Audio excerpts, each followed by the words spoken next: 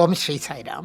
എല്ലാമായ ഭഗവാന്റെ തൃപ്പാദങ്ങളിൽ നമസ്കരിച്ചുകൊണ്ട് എല്ലാ സഹോദരീ സഹോദരന്മാർക്കും ഭഗവാന്റെ പൂർണ്ണമായ അനുഗ്രഹം ഉണ്ടാവട്ടെ എന്ന് പ്രാർത്ഥിക്കുന്നു. ഭഗവാൻ കൃഷ്ണന്റെ കുട്ടിക്കാലത്തിനെ കുറിച്ച് പറയുന്നുണ്ട്. ഉണ്ണികൃഷ്ണൻ നമുക്കറിയാം, ഗോപസ്ത്രീകളുടെ വീടുകളിലൊക്കെ പോയിട്ട് തൈര്, വെണ്ണ, പാല് ഇതൊക്കെ എടുത്ത് കുടിക്കും.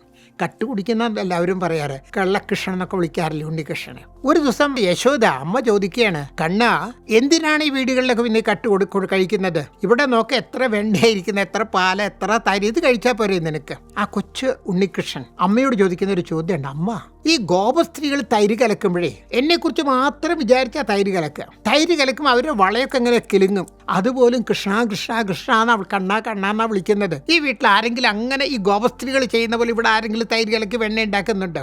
നമ്മോട് പറയണം, കൊച്ചു ഉണ്ണികൃഷ്ണൻ പറയണം, അമ്മ ഞാൻ വെണ്ണ കക്കാനല്ല പോണത്, ഞാൻ തൈര് കലക്കാനല്ല. ആ വെണ്ണയിൽ വേദമുണ്ട്. അവരെന്നെ കുറിച്ച് മാത്രം ചിന്തിച്ചിങ്ങനെ തൈര് കലക്കുന്നു. അവരുടെ തൈരിൽ വേദമുണ്ട്, ആ വെണ്ണയിൽ വേദമുണ്ട്, ആ പാലിൽ വേദമുണ്ട്.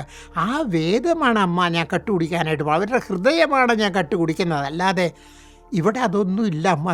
നമ്മുടെ വീട്ടിൽ ആരും അങ്ങനെയൊന്നും തൈര് കലക്കുന്നില്ല എന്ന് ഭഗവാൻ അമ്മയ്ക്ക് പറഞ്ഞു കൊടുക്കുകയാണ്. നോക്ക്, വീണ്ടും ഭാവപ്രിയനാണ് ഭഗവാൻ.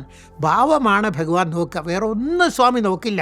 ഭാവം മാത്രമേ സ്വാമി നോക്കുള്ളൂ. അതുകൊണ്ട് ഭാവം വളർത്താൻ, ഫീലിംഗ് വളർത്താൻ, ഭഗവാനോടുള്ള ഭാവം വളർത്താൻ, സ്നേഹഭാവം വളർത്താൻ, അർപ്പണ മനോഭാവം വളർത്താൻ, സറണ്ടർ എന്നുള്ള സമർപ്പണ മനോഭാവം വളർത്താൻ സ്വാമി നമ്മളെ അനുഗ്രഹിക്കട്ടെ എന്ന് പ്രാർത്ഥിക്കുന്നു.